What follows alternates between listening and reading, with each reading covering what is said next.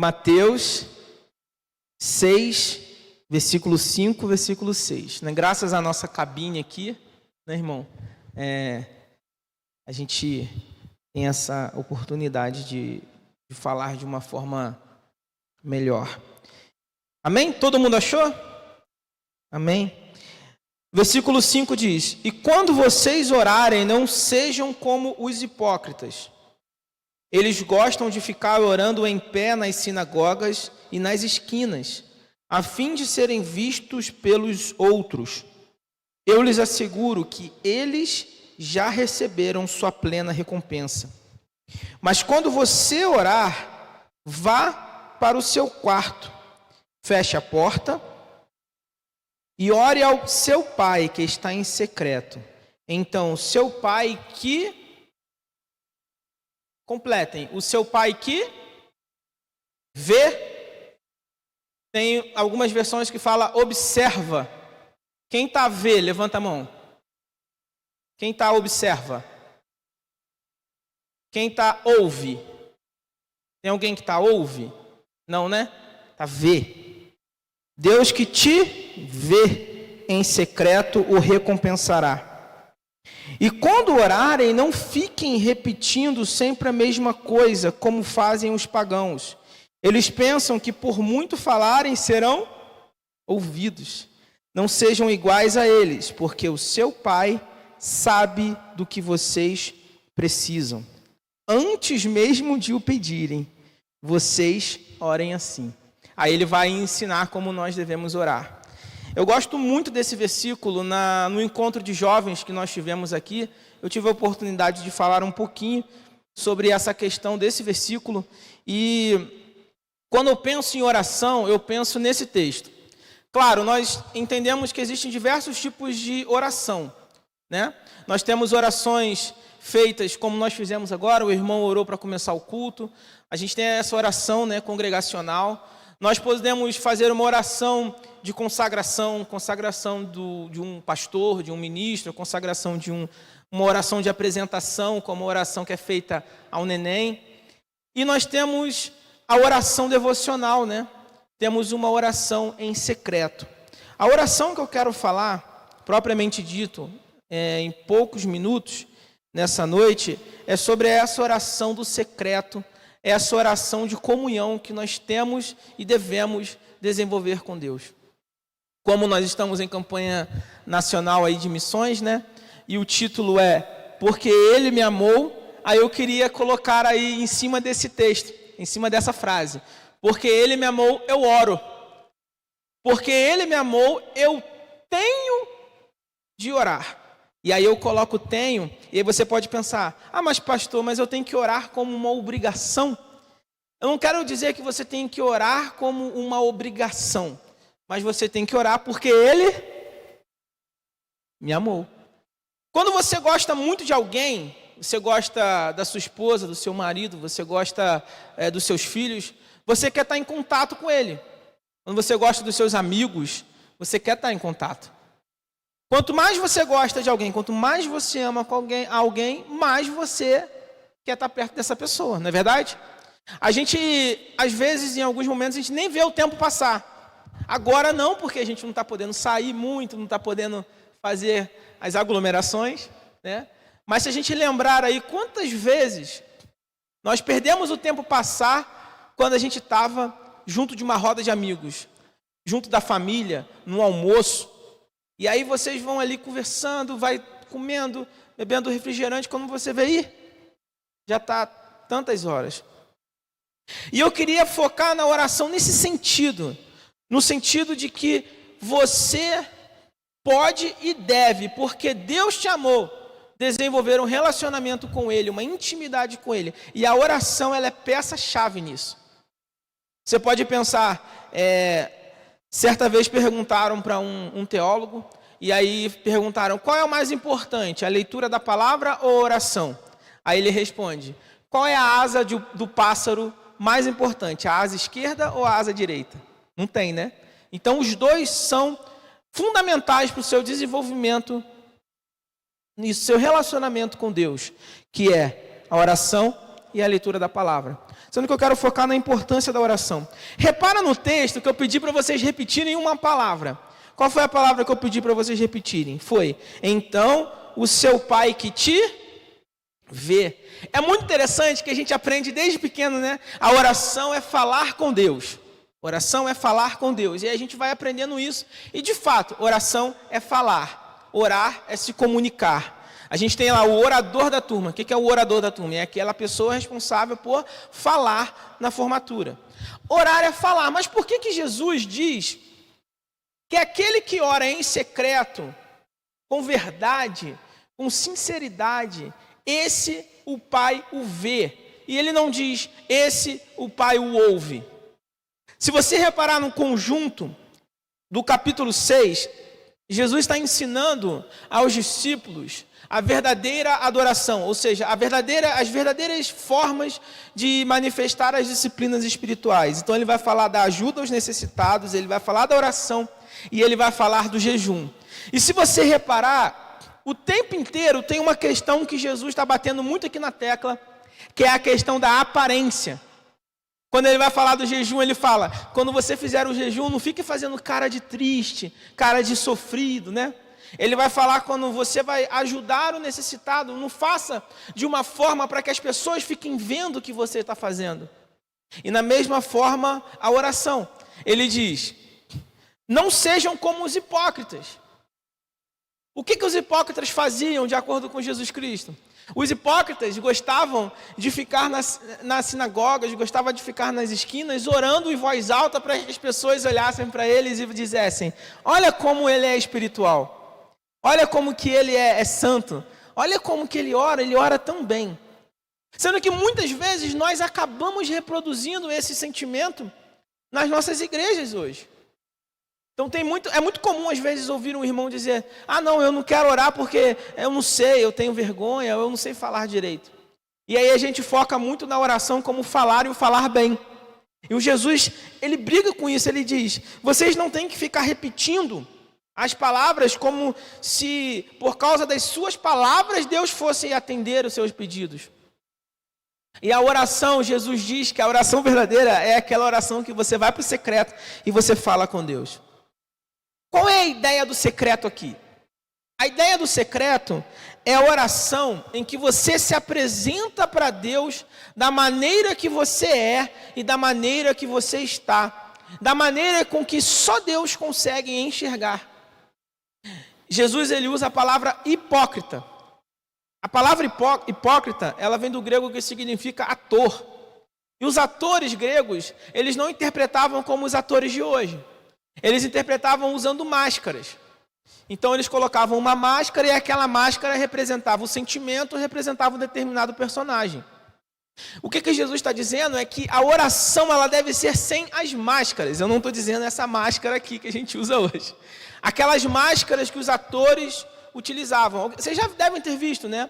Aquelas máscaras de teatro, aquela que é um triste, né? E o sorriso, que virou até o símbolo do teatro hoje em dia, é essa máscara. Então ele está dizendo: vocês quando orarem, vocês têm que se apresentar da forma que vocês são. Como assim? Muitas vezes nós tentamos nos esconder de Deus, muitas vezes nós tentamos mentir para as pessoas, mas a gente não consegue mentir para Deus. Por exemplo, Jonas, ele cometeu um erro gravíssimo, que foi tentar fugir de Deus, e ele percebeu que é impossível fugir de Deus. E lá dentro do grande peixe, ele faz a sua oração mais sincera, que ali diante de Deus, ele se apresenta a Deus da maneira que ele é e da maneira que ele realmente estava. Muitas vezes a gente diz para as pessoas perguntam: você está bem? Aí você fala: estou bem. Mas você sabe que você não está bem. Quem aqui já falou que está bem, mas não estava tão bem assim? Levanta a mão, eu sou sincero. Irmãos, várias vezes, às vezes a gente fala: está bem, para não querer puxar o quê? O assunto, né? Para não querer prolongar esse assunto. A gente vive lutas muito grandes durante o nosso dia. Ou só sou eu que vivo lutas? Eu acredito que todo mundo que está sentado nesse banco, todo mundo que está ouvindo a gente pela internet, passa por momentos de tribulação. E Jesus disse que nós passaríamos, ele não mentiu para a gente. Às vezes as pessoas inventam um novo evangelho, o evangelho do não sofrimento, né? O evangelho de que tudo vai ficar muito bem aqui na terra e de que tudo vai ser em paz. Mas Jesus, ele nunca disse isso. Sendo que uma coisa, em vários momentos, Jesus e até os apóstolos e toda a Bíblia vai focar numa questão. A questão do relacionamento com Deus através da oração. Por exemplo, Daniel foi preso ali, aqueles homens tentaram enganar o rei para prender Daniel. E uma das coisas que motivou Daniel a ser jogado na cova dos leões foi o quê? Foi a questão quem lembra da história? Da oração. Daniel não deixava de orar. Toda vez que Moisés precisava saber a orientação de Deus, o que ele fazia? Se retirava, ia para um monte para orar. E a gente vai ver todo o Novo Testamento dessa forma. Eles passavam por perseguições, por problemas, por dificuldades. Qual a primeira coisa que eles faziam? Era orar. E muitas vezes qual é a primeira coisa que a gente faz no momento de dificuldade? É ligar para a prima, é ligar para tio, é ligar para o pai, é ligar para não sei quem. Não, porque fulano vai resolver, porque ciclano vai resolver. E aí a gente só entende a oração como a última saída. Isso não acontece? Quando, na verdade, a oração tem que ser a nossa primeira e única escolha de início. Eu não estou dizendo que Deus vai fazer exatamente o que você quer. Mas uma coisa é certa. Em oração, Deus vai conhecer o teu coração e vai entender quem você é realmente. E o que isso ajuda? Isso ajuda porque o Criador do universo vai estar em diálogo direto com você lá no seu secreto. Jesus aqui, ele usa quarto, mas não necessariamente é um quarto como o seu quarto. Pode ser um quarto, mas isso aqui pode simbolizar qualquer lugar que esteja só você e Deus. Nenhuma outra voz, nenhuma outra pessoa, só você e Deus. Quantas vezes nós deixamos o nosso momento devocional de lado? Quantas vezes nós deixamos o nosso secreto de lado e colocamos um monte de outras coisas na nossa agenda, um monte de outras coisas na nossa rotina, e a gente só deixa para orar quando vai dormir, e é meio que aquela oração com sono, né? Que você ora pelo almoço de noite, aí você ora pelo dia, não sei o que, você confunde tudo, e aí você está com tanto sono que você fala, Senhor meu Deus, obrigado Deus e amém. Não é isso que eu estou falando. Não é essa oração só para marcar o ponto de dizer, e você ficar com a sua consciência tranquila, né? E dizer, orei, pronto, orei, amém. Eu queria voltar voltar muito, em Gênesis capítulo 3. Eu queria que você pudesse abrir ou acessar, não sei se você está com o celular. Gênesis 3, versículo 8. Olha que interessante. Ouvindo o homem e sua mulher os passos do Senhor, Deus, que andavam pelo jardim, quando soprava a brisa do dia, o que esse homem e essa mulher fizeram? Esconderam-se da presença do Senhor Deus entre as árvores do jardim. Mas o Senhor Deus chamou o homem perguntando, onde está você? Eu queria que vocês fizessem, não precisa falar, mas fizessem mentalmente, essa pergunta para você, como se Deus estivesse perguntando, onde você está? E que você trocasse o você pelo seu próprio nome, onde Nicolas está? Deus, ele está perguntando para a gente essa noite, olha, eu te amo. Ele faz um movimento para nos achar. Se você perceber no versículo que lemos, Deus vai ao encontro do homem e da mulher, mesmo sabendo que o homem e a mulher tinham pecado. Ele faz esse movimento. E ele vai ao longo de toda a Bíblia fazer esse movimento de encontro do ser humano. E o que esse ser humano faz? Foge de Deus.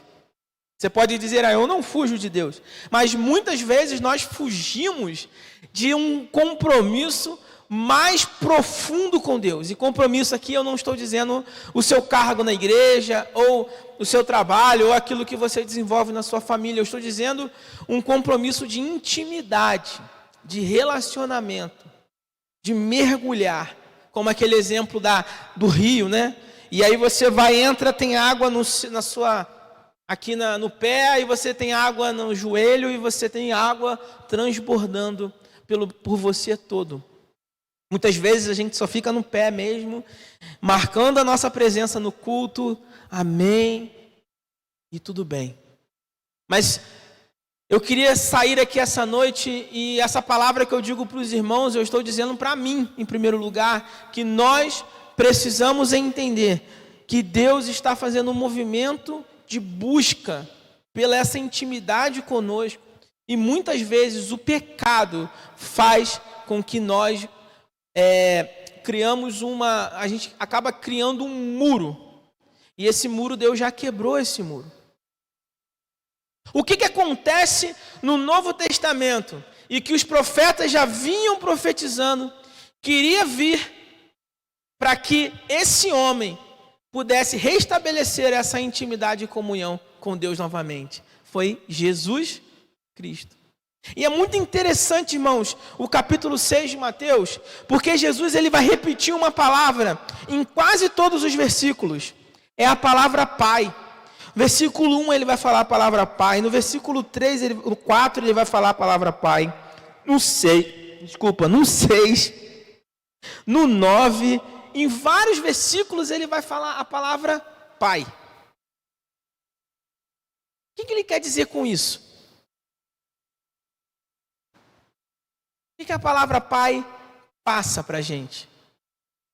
A palavra Pai e a palavra Mãe, a palavra paterno, ela está ligada ao quê?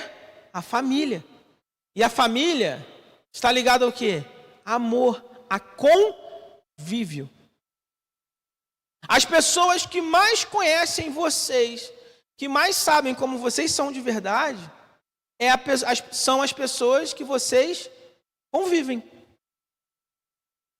Ela sabe quem você é.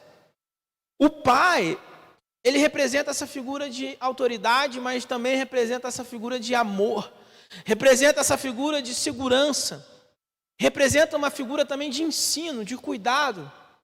Você não vê uma criança de 3, 4 anos preocupado com o boleto que vai pagar. Vê? A não ser que você fique falando para ela, mas não é normal uma criança de 3 anos. A criança de 3 anos, pai, hoje eu não consegui dormir, pai. Por quê, filho? Estou preocupado com a conta de luz, preocupado com a criança de 3 anos faz isso? Uma criancinha de 1 ano faz isso? Poxa, estou preocupado, pai, porque... Quem está preocupado com isso? É o pai e a mãe que está lá, sentado fazendo conta, mas vamos ter que cortar isso aqui, A criança não está nem aí, sabe por quê? Porque ela sabe que o pai vai prover aquilo ali para ela.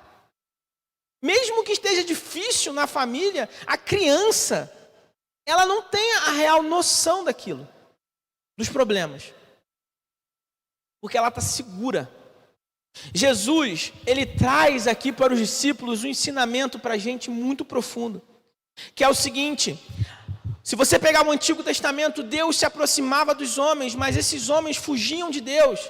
Mesmo vendo tantos milagres, essa sociedade, essas pessoas fugiam de Deus, faziam bezerro de ouro, faziam coisas que desagradavam a Deus. E como Deus sempre vinha como uma disciplina, essas pessoas muitas vezes passavam a ter um medo até mesmo do próprio nome de Deus. E Jesus ele chega apresentando um novo relacionamento e um novo entendimento desse relacionamento. Ele diz, olha, não basta, você não tem que ficar preocupado em fazer as coisas nas sinagogas, para que as pessoas fiquem vendo, para que vocês recebam um aplauso. E é interessante que ele fala que esses recebem essa recompensa. Qual a recompensa? Os elogios dos homens. Olha, vocês têm que ficar mais preocupados com o que Deus está vendo. O que Deus está vendo? Nesse momento agora vocês estão vendo uma pessoa aqui pregando, mas o que Deus está vendo no meu coração? É aí que está a questão da intimidade e do relacionamento. Entende isso? Tanto que Jesus vai falar, né? Naquele dia, muitos dirão, eu expulsei demônio, eu fiz aquilo, eu fiz isso. E ele fala, apartai de mim porque eu não vos conheço. Irmãos, eu entendo, e eu já estou chegando ao fim dessa reflexão, eu entendo a oração nesse sentido que nós estamos apresentando aqui, como um movimento, sabe? É um movimento, uma luta muito grande, um movimento revolucionário contra a ideia do pecado. Eu vou explicar por quê. Em Romanos 3:23 diz, todos pecaram e separados. Tem algumas versões que eu li que fala privados. Tem outras que falam carentes da glória de Deus. A ideia é que o pecado trouxe uma separação. E esse homem cria esse sentimento de fuga. Esse sentimento de que eu não quero ter contato com esse Deus porque esse Deus é santo. Basta analisar como foi a vida de Jonas, por exemplo, que eu já citei, de Paulo. Quando Jesus vai ao encontro de Paulo, dos discípulos. Em vários momentos nós aqui, muitas vezes, fugimos. Deus está me chamando para a missão, Deus está me chamando para me envolver em missões, mas não, é um passo muito grande. E aí a gente fica, irmão, não me põe para fazer não, tá? Não me põe. E a gente fica meio que fugindo, né? A gente faz isso. Eu já fiz isso várias vezes. Eu não vou me comprometer, porque senão eu vou me expor. Mas eu quero falar para vocês, irmãos, nós estamos nos expondo para Deus todo o momento. Sendo que Jesus está chamando vocês, está me chamando, chamou os discípulos para viver esse momento de intimidade. Que nós possamos entender a oração como ato de retirar a máscara, ou seja, retirar aquilo que a gente finge ser, muitas vezes, e se apresentar a Deus da maneira que nós somos e que nós estamos. Amém? Que você possa gravar isso. Eu entendo a oração não só como falar, mas eu entendo a oração como esse movimento de retirar aquilo que faz com que a gente finja ser alguma coisa e se apresentar a Deus da maneira que nós estamos realmente e da maneira que nós somos. Irmãos, desde Adão e Eva, o homem fica fugindo da presença de Deus. A oração secreta, essa intimidade que Jesus fala, é um movimento contra o pecado. Contra o pecado. Uma vez eu ouvi uma frase muito interessante que fala que o que fazer quando eu não quiser mais orar? O que fazer quando eu não tiver mais vontade de orar? Ore até que você tenha vontade. Ou seja, entenda isso como um mandamento de Deus, um mandamento de Cristo. Um momento em que você senta ali no seu quarto, no seu secreto, e fica em silêncio, ouvindo a voz de Deus, falando com Deus. Até a frase, eu não aguento mais orar, ou eu não aguento mais ir à igreja, ou eu não quero mais buscar o Senhor, meu Deus. Até isso é uma oração diante de Deus. Sabe por quê? Porque você está sendo sincero para Deus. Você está sendo honesto com Deus. Não adianta mentir para Deus, não adianta fingir, não adianta esconder. Muitos tentaram fugir da presença de Deus. Vou falar para os irmãos, não dá para fugir da presença de Deus. Então, se não dá para fugir da presença de Deus, o que eu tenho que fazer? De acordo com Jesus Cristo? Repetir versos? É isso, irmãos? Não. Orar em voz alta para que as pessoas vejam, olha como ele é santo? É isso? Não. Ir para o quarto, orar em secreto e me apresentar a Deus da maneira que eu sou. O que me permite fazer isso, irmãos? Em Efésios vai dizer que é pela graça. Amém? Pela graça sois salvos mediante a fé. Isso não vem de vós, é dom de Deus.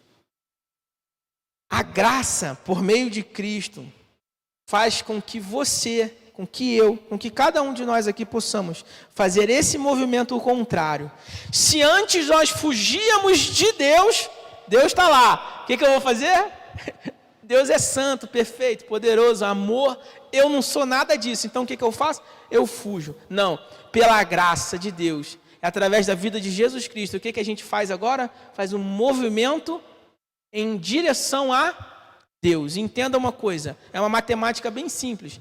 Quanto mais perto eu estou de Deus, mais longe eu estou do pecado. Quanto mais perto do pecado, mais longe de Deus. Então que eu possa a cada dia buscar desenvolver essa oração. Em nenhum momento Jesus vai dizer que a oração em público ou a oração na rua é errado. Não é isso que ele disse.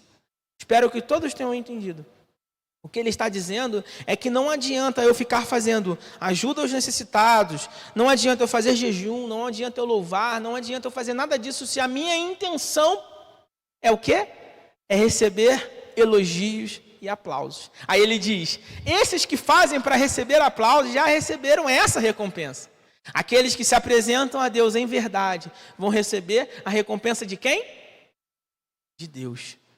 Então, irmãos, concluindo, porque Ele me amou, eu oro. Amém? Então fala essa frase. Porque Ele me amou, eu oro. Fala. Amém. Então que a sua oração seja uma oração em amor. Que Deus abençoe a todos. Mais uma vez eu agradeço a oportunidade. E como a gente falou muito sobre oração, eu peço que os irmãos continuem em oração pela minha família, pela recuperação da Nicole. É uma quimioterapia bem agressiva, bem forte, né? Então, às vezes, ela vai precisar fazer uma transfusão de sangue, plaqueta, como todo o tratamento. E que os irmãos possam continuar. Desde já eu agradeço e que os irmãos possam continuar em oração, né, para fortalecer a saúde dela. Amém. Amém, irmãos. E que os irmãos possam orar por vocês. É muito importante orar pelos outros, pelos domésticos da fé. Mas muitas vezes, por incrível que pareça, a gente se esquece de orar pela gente, pela nossa intimidade com Deus, sabe? Pela nossa comunhão com Ele. Muitas vezes a gente se esquece disso. É muito interessante. A gente, Deus abençoe minha família, minha mãe, meu pai e tal, mas às vezes a gente se esquece. Deus, como é que está a minha vida? Como é que está a minha espiritualidade contigo? Como é que está a minha intimidade? O que eu preciso fazer para melhorar? Muitas vezes a gente se esquece desses pedidos nas nossas orações. Então, agradeço a oportunidade. Deus abençoe a todos. Então, nós vamos encerrar. Pedir aos irmãos que se coloquem em pé nesse momento. Nós vamos agradecer a Deus pela sua palavra lida, pela sua palavra aplicada aos nossos corações aqui. E que, eu sempre falo isso, que essa palavra, irmãos, possa se tornar prática em nossas vidas. Amém? Vamos orar. Senhor Deus, obrigado, ó Pai.